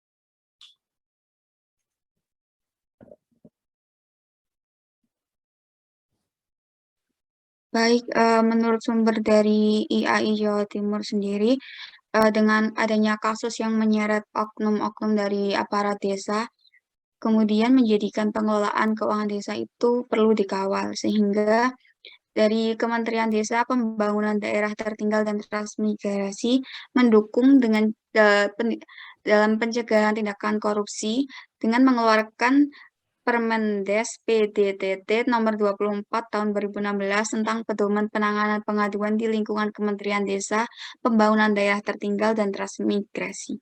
Seperti itu, Yola. Apakah ada tanggapan lagi?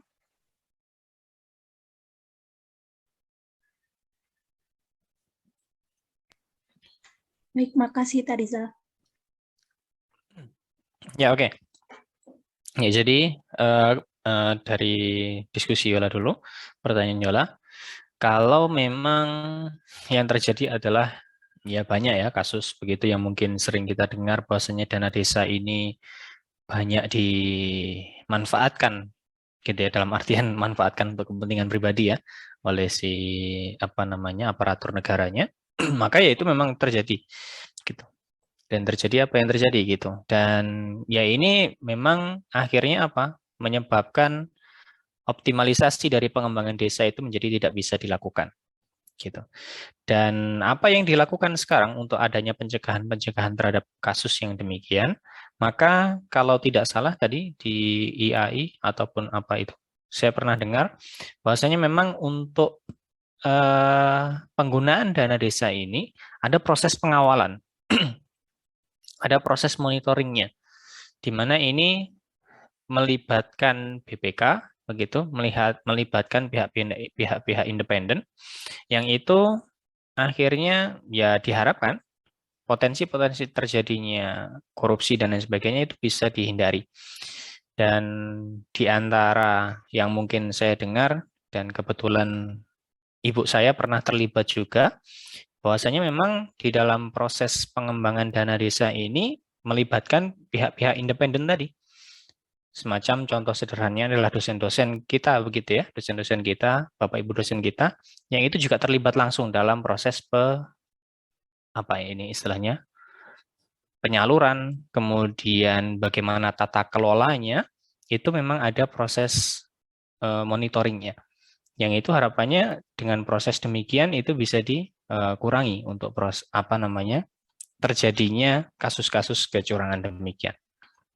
Itu yang mungkin ya sekedar sharing saja ini, bahwasanya mungkin itu bisa jadi di antara tools, alat yang bisa menjadi alat peminimalisir terjadinya proses korupsi yang mungkin dilakukan oleh oknum-oknum aparatur sipil negara. Gitu. Itu. Kemudian tadi terkait dengan dana desa, maka ini saya ada slide yang saya dapatkan di sini.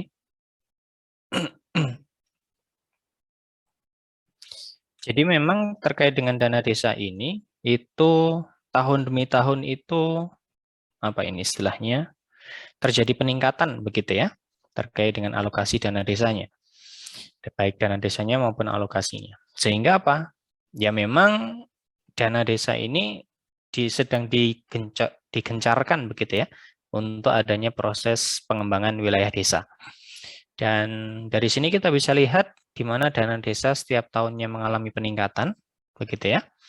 Kemudian juga di sini adalah outcome-nya.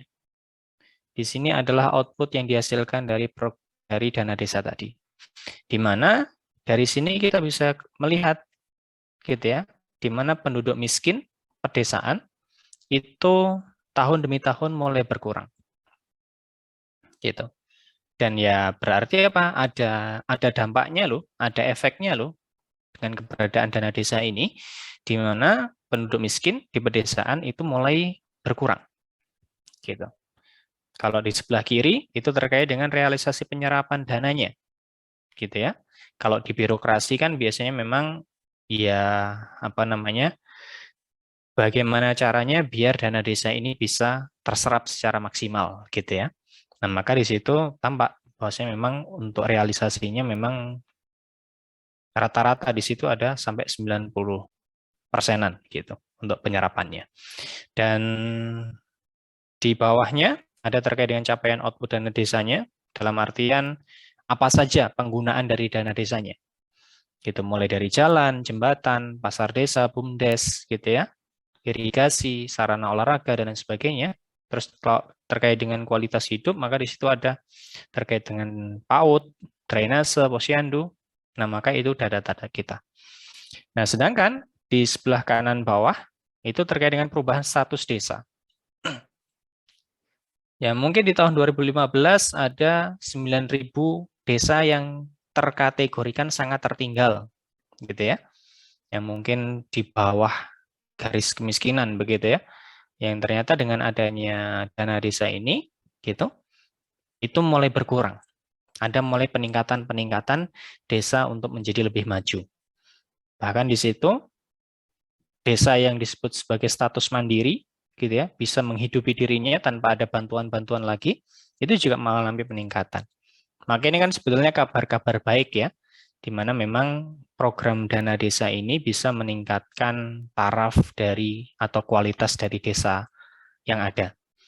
Ya, maka tadi PR-nya adalah bagaimana pengelolaan dana desa ini bisa optimal tanpa ada kecurangan, sehingga harapannya percepatan dari pembangunan desa ini semakin tinggi gitu ya, semakin cepat gitu. Maka ini beberapa data yang mungkin bisa kita gunakan untuk ternyata begini kondisi yang terjadi sekarang. Meskipun ada kasus-kasus yang mungkin kurang mengenakkan gitu ya di telinga kita, ya maka itu beberapa kasus yang memang mungkin terjadi. Tapi secara umum ternyata perkembangannya demikian dan ini bisa dikatakan cukup mengembirakan. Yang semoga tahun demi tahun dengan adanya perbaikan, dengan adanya perkembangan, pengelolaan dana desa ini bisa semakin maksimal sehingga ya desa itu bisa menjadi desa yang lebih apa namanya maju begitu. Kemudian ada lagi satu informasi, itu terkait dengan dana desa. Terkait dengan terkait dengan impor ataupun ekspor surplus beras tadi ya. Maka di sini ya ini masih informasi yang didapatkan dari mana ini tadi? Dari pertanian ya, dari Kementerian Pertanian. Maka ya memang dikatakan sebagai surplus gitu ya. Yang mungkin ini perlu untuk kita kulik kembali ya, kita cari kembali, kita telusuri kembali bagaimana klaim dari pernyataan ini gitu. Bahasanya memang di tahun 2021 terdapat surplus beras gitu ya, baik itu di masa tanam 1 atau di musim apa namanya musim tanam 1, kemudian juga di sini ada masa tanam 2, di mana sebetulnya keduanya mengalami surplus, gitu kan? Nah maka kalau di sini diinformasikan atau diklaimkan bahwasannya terjadi surplus, tapi kok ternyata ada fakta-fakta, ada data yang menyatakan adanya impor-impor beras, gitu ya, adanya impor-impor beras.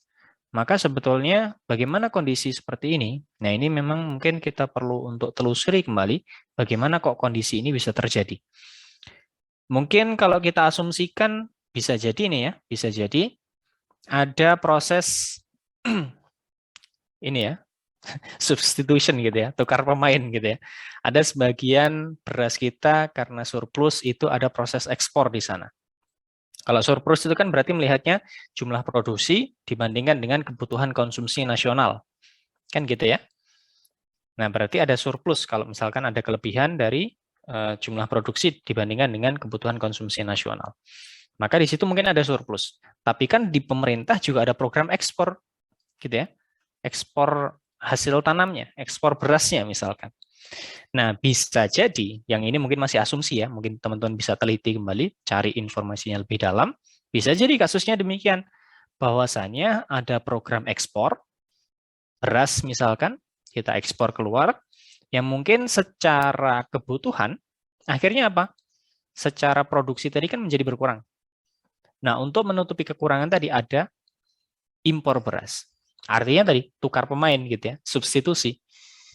Ada bagian kita yang diekspor, tapi pada akhirnya kita juga akhirnya perlu untuk impor beras untuk menutupi kebutuhan kita. Nah, itu masih asumsi. Yang mungkin teman-teman bisa cari lebih dalam bagaimana kondisi ini bisa terjadi. Gitu ya. Yola, mau berpendapat? Ya, mau nambahin aja dikit, Pak.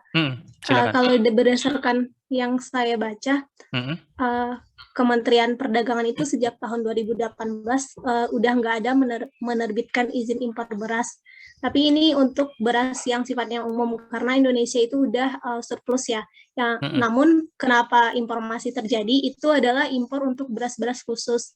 Seperti beras ketan, beras yang tingkat gulanya rendah. Nah, itu nanti beras khusus ini didistribusikannya bukan kepada masyarakat, melainkan kepada hotel, restoran, dan sebagainya. Nah, karena itu sebenarnya kalau impor beras untuk beras umum untuk dikonsumsi masyarakat sejak tahun 2019 itu sudah nggak ada. Tapi yang ada itu adalah impor beras khusus. Kayak gitu, Pak, berdasarkan artikel yang saya baca. Oh, oke. Berarti memang untuk konteks ini, konteks impor berasnya itu bukan beras yang untuk konsumsi harian, begitu ya. Dalam artian yang mungkin kebutuhan pokok kita, tapi berasnya beras khusus yang mungkin tadi misalkan beras ketan atau beras merah gitu ya, ataupun beras lainnya, jenis-jenis khusus lainnya yang mungkin itu untuk kebutuhan kebutuhan sektor tertentu begitu ya. Tadi misalkan hotel dan sebagainya. Oke, informasi yang bagus. Mungkin itu bisa jadi juga, gitu ya. Dalam artian kondisi itu terjadi. Gitu. Oke, terima kasih tambahannya Yola. Itu tadi. Maka ini juga tambahan sedikit saja terkait dengan bagaimana kondisi pertanian kita, kondisi sawah kita. Maka di sini kita bisa lihat ya, bahwasanya luas lahan baku sawah, gitu. Maka ini dilihat dari beberapa provinsi di Indonesia. Maka memang yang menduduki urutan tertinggi itu masih Jawa Timur gitu ya, yang punya luas lahan yang sangat luas, sangat besar untuk produksi sawah kita. Kemudian, dan ini beberapa data yang lainnya.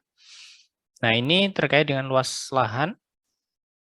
Dan ternyata memang teman-teman, kalau kita melihat dari luas lahan di sini, itu apa ini luas panen padi, luas panen padi. Lahan yang digunakan untuk panen padi gitu ya. Maka di sini ya tahun demi tahun ternyata ini kalau ini melihatnya kacamatanya masa tanam ya sepertinya. Ini melihatnya masa tanam di mana ada fase tertentu yang memang dikhususkan untuk padi sehingga produksinya banyak. Tapi di bulan-bulan tertentu itu yang mungkin belum dioptimalkan atau belum maksimal untuk penggunaan padinya. Kemudian produksi beras. Nah ini terakhir. Ini ya, yang tadi kita diskusikan di awal, betapa panjang jalur distribusi dari pangan kita. Mulai beras, minyak goreng, gula pasir, telur ayam gitu ya. Betapa panjangnya, yang akhirnya apa? Ya yang dirasakan oleh para produsen petani gitu ya. Akhirnya tidak merasakan manfaat yang berlebih gitu. Tidak mendapatkan manfaat yang begitu besar dari proses yang mereka lakukan. Gitu. Yang dimana di situ misalkan beras dari produsen ke distributor dulu, baru kemudian pedagang eceran. Nah, itu kan fasenya panjang. Kalau misalkan kita bisa memutus rantai-rantai distribusi ini, yang mungkin dari produsen kemudian bisa langsung ke konsumen akhir, maka ya harapannya tadi profitabilitas yang dihasilkan atau diterima oleh produsen itu bisa semakin besar. Nah, yang jadi masalah kan di sini. Distributornya ngambil keuntungan dari produsen, kemudian pedagang eceran yang ngambil keuntungan dari distributornya. Nah, ini masih ada pedagang grosir dulu, kemudian pedagang eceran. Nah, kan panjang rantainya.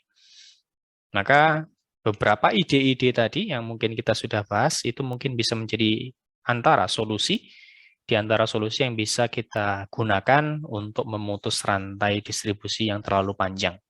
Sehingga cukup dengan peer-to-peer, antara produsen dengan konsumen, itu bisa saling berinteraksi atau bertransaksi. Gitu ya. Maka ini sedikit tambahan lagi dari saya untuk melengkapi apa yang kita diskusikan pada kesempatan kali ini. Oke, sudah terjawab semua, teman-teman? Sudah ya? Maka mungkin... Pak, maaf Pak. Ingin bertanya aja. Ketika rantai distribusi itu semakin diperpendek, itu nggak akan menimbulkan dampak yang lain terhadap orang-orang yang bekerja di sektor distribusi. Itu, Pak. Ya, apakah nggak ada efek domino nih ya yang dihasilkan dari pemutusan rantai distribusi tadi atau memperpendek rantai distribusi? Ya, dampaknya ada, gitu ya. Pasti dampaknya ada. Dampaknya ada. Maka ya kita mau, ya ini kan akhirnya kita mau ambil pertimbangannya kan cost benefit-nya ya, cost benefit dari kebijakan yang mau dibuat, kan gitu ya. Kalau pembuat kebijakan kan harus mengukur cost benefit-nya apa. Nah, maka mana yang menjadi fokus kita? Apakah kita akan tetap menggunakan pola yang sama, gitu ya? Ataukah kita akan membuat sebuah disrupsi baru, kan gitu ya ceritanya. Nah, kalau yang terjadi sekarang, di mana dengan adanya pengembangan teknologi dan lain sebagainya, ya maka sebetulnya mau tidak mau nanti kalau kita mengembangkan pola yang demikian, rantai distribusi tadi itu akan terdisrupsi. Oke, tanda kutip ya. Mereka akan terdisrupsi. Kenapa? Ya sekarang transaksinya bisa langsung peer-to-peer loh, gitu. Misalkan antara produsen dengan konsumen. Yang kita harapkan apa? Kualitas dari profitabilitas dari si produsen itu semakin ditingkatkan. Nah, kalau kita berbicara disrupsi, sebagaimana saya sampaikan di kelas bisnis digital, yang namanya disrupsi itu akan menimbulkan atau memicu inovasi baru, memicu adanya mungkin profesi yang baru, gitu kan? Yang harapannya apa? Ya oke lah, nggak apa-apa kita disrupsi, yang rantai distribusi ini kita putus, kita perpendek misalkan, maka apa? Mungkin sebagai pemerintah gitu ya, kita bisa gunakan program-program tertentu gitu, yang mencoba untuk memberikan kesempatan bagi mereka yang terdisrupsi ini masuk ke dalam program pemerintah. Contohnya apa misalkan? Ya tadi, ada program pemerintah untuk memfokuskan pada konteks pengembangan pertanian misalkan. Nah, mereka bisa untuk masuk ke dalam program tersebut. Gitu. Akhirnya apa? Ya, harapannya itu menjadi win-win solution gitu ya. Artinya yang terdisrupsi ini masih punya kesempatan untuk bekerja begitu, dan bekerjanya ini pasti karena apa? Hasil dari tanamnya itu sudah dibuatkan ekosistem misalkan gitu ya, di mana dibeli oleh pemerintah secara penuh, ada kepastian di sana. Sehingga kalaupun terdisrupsi, itu mereka ya fine-fine aja karena ada kepastian setelahnya. Nah, maka itu tergantung lagi bagaimana kebijakan yang akan dibuat oleh pemerintah gitu. Mana cost and benefit yang mungkin perlu dipertimbangkan. Tapi kalau tadi di antara ide gitu ya, di antara solusi yang mungkin bisa diterapkan, digunakan, yang tujuannya untuk meningkatkan taraf hidup dari produsen, dari petani, maka tadi bagaimana kita bisa memutus rantai distribusi yang terlalu panjang tadi, agar mereka dapat ya layak lah sebagai profesi petani gitu. Karena itu kan diantara masalah yang terjadi di kita kan, bagaimana rantai distribusi ini yang terlalu panjang sehingga petani ya nggak dapat apa-apa kan gitu kasarannya, gitu. Baik, makasih Pak. Izin tanya satu lagi Pak, tapi ini nggak berkaitan materi. Di SIAM itu persentase absen cuma 80% dengan 5 kali pertemuan, tapi di sana cuma 4 yang hadir. Itu kenapa ya Pak? Oke, sebentar. Ini kemarin Fikri juga tanya terkait dengan hal ini. Coba saya tampilkan ya. Kalau dari presensi yang saya inputkan, itu sebetulnya sudah lengkap, teman-teman. Tapi sepertinya ini ada keterlambatan input oleh akademik. Sebentar. Jadi ada delay, gitu ya. Ada delay. Sebentar.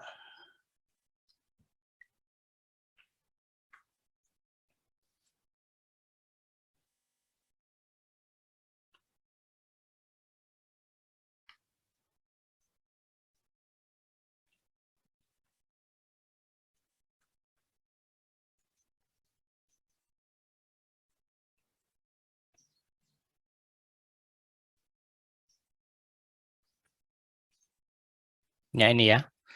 Ini adalah hasil input saya, gitu ya. Hasil input saya terhadap proses perkuliahan kita. Jadi di sini terekap terkait dengan apa namanya? Terkait dengan presensi teman-teman, gitu ya. Perekonomian CB, pertemuan 1, 2, 3, 4, 5, 6. Berarti sudah lengkap ya. Untuk apa namanya? Yang saya lakukan, proses input saya sudah saya lakukan, pertemuan 1 sampai 6, di mana hari ini nanti ke-7. Nah, bisa jadi ketika nanti di SIAM itu belum ada proses sinkronisasi data ini. Karena apa? Karena posisi saya sebagai DLB itu tidak bisa langsung akses ke dalam SIAM. Sehingga mungkin ada jeda waktu untuk ini, gitu ya, yang nanti mungkin dari Bapak Ibu petugas di akademik untuk mensinkronkan data ini. Gitu, ini adalah hasil inputan saya di posisi ini, di mana pertemuan 1 sampai 6 sudah saya inputkan semua, dan ternyata di SIAM masih masuk berapa? 4 kali pertemuan. Masih 4 kali pertemuan. Nah, mungkin ada delay tadi, ada jeda untuk proses sinkronisasi data ini. Tapi secara data, input presensi teman-teman itu sudah lengkap sampai dengan pertemuan ke-6. Gitu ya. Jadi nanti mungkin ditunggu saja untuk data SIAM-nya. Kalau mungkin nanti belum terinput, belum terupdate lagi, mungkin bisa diinformasikan ke saya untuk saya bantu informasikan ke akademik. Gitu ya. Oke, baik. Terima kasih teman-teman. Ini tadi diskusi kita cukup seru, cukup banyak terkait dengan apa yang kita bahas pada kesempatan kali ini, yaitu terkait pengembangan pertanian dan pembangunan wilayah pedesaan.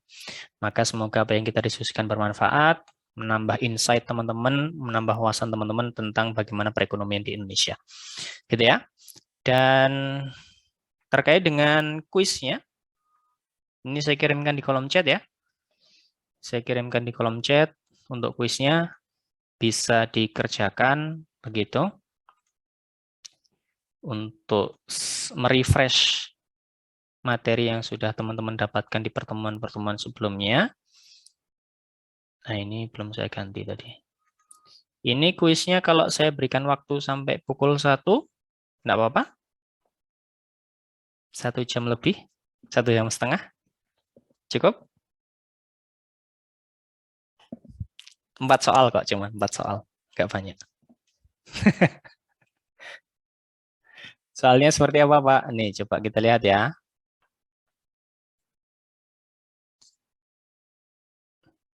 Soalnya seperti ini.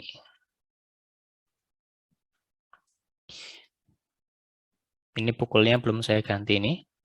dari data sebelumnya. Jadi nanti teman-teman isikan emailnya, nama lengkap, kemudian kelasnya, kemudian komitmennya, gitu ya. Misalkan ini. Kemudian, nah ini kurang lebih soal kuisnya. Cuman ada 4 soal, teman-teman bisa jawab. Ini enggak susah-susah kok. Ini dari apa yang teman-teman sudah atau yang sudah kita diskusikan sebelumnya. Jadi kurang lebih demikian. Saya kira 1,5 jam cukup ya untuk pengerjaannya. Sambil Pak, maaf Pak. Jam 1 ntar ada kelas lagi Pak. Jam 1 ada kelas lagi. Oke, Mas saya tawarkan, makanya saya tawarkan. Kira-kira sampai jam berapa? Boleh nih, usulan. Silakan. Batas maksimal submit sampai jam berapa? Tapi syaratnya ini ya, syaratnya adalah teman-teman kerjakan secara mandiri, tanpa harus diskusi dengan teman ataupun membuka catatan sebelumnya. Gitu. Jadi murni diingat-ingat saja apa yang kemarin sudah dipelajari. Gitu ya. Kalau dibuka malam gimana Pak? Dibuka malam? Malam? Jam berapa? Kalau dibuka malam berarti nanti aksesnya ke Google Classroom saja ya. Aksesnya di Google Classroom, nanti saya bisa set waktunya, gitu. Saya set waktunya, dibuka jam berapa sampai jam berapa. Jam berapa? Saya tawarkan, teman-teman. 23.59, Pak. 23.59. Oh, itu batas batas apanya? Batas mulainya atau batas akhirnya?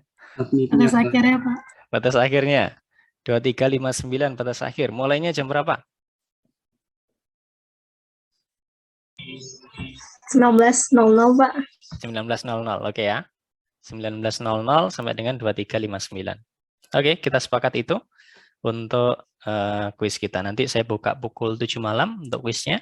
Silakan sambil rebahan gitu ya, sambil nyantai-nyantai, boleh untuk dikerjakan kuisnya. Oke, baik. Itu kita sepakati. Nanti saya akan buka di Google Classroom-nya untuk kuis. Gitu mungkin? Begitu, teman-teman? Cukup ya? Nanti pekan depan kita UTS. UTS-nya adalah tadi, sebagai saya sampaikan di awal, mungkin bentuknya adalah analisis terkait dengan kondisi perekonomian yang ada di Indonesia. Nanti teman-teman mencari data, cari informasi terkait dengan hal-hal tertentu, nanti teman-teman bisa berikan tanggapan, pendapat, bagaimana sih sebetulnya kondisi dari data-data yang teman-teman dapatkan. Gitu mungkin. Mungkin itu, teman-teman, ada kurang lebih